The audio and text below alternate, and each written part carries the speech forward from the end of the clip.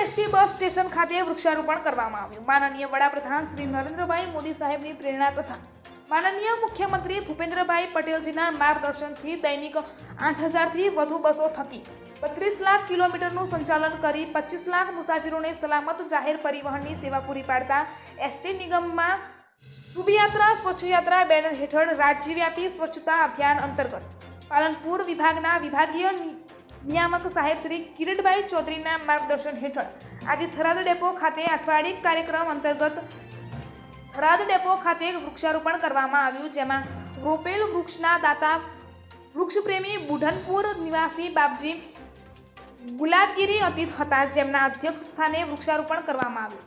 આ પ્રસંગે વૃક્ષના દાતા ગુલાબગીરી બાપજીનું સાફો પહેરાવી સાલ ઉઠાડી સન્માન કરવામાં આવ્યું હતું।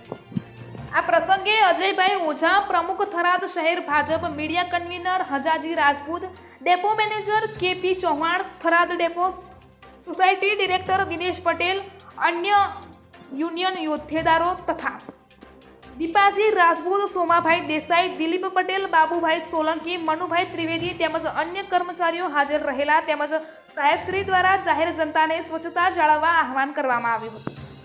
આ અભિયાન અંતર્ગત એસટી બસ ડેપો ખાતે વૃક્ષારોપણ, મેડિકલ કેમ્પ, સ્વચ્છતા કામગીરી અને તેને લગતા કાર્યક્રમો યોજવામાં આવેલા। આવો આપણે સૌ સાથે મળી આ અભિયાનમાં યોગદાન આપીએ અને આપણી એસટીને સ્વચ્છતા માટે આદર્શ બનાવીએ। રિપોર્ટર જાક્ષી ગુજરાત ન્યૂઝની સાથે રમેશ ગીરી, ગોસ્વામી, બનાસકાંઠા જિલ્લા બ્યુરો ચીફ।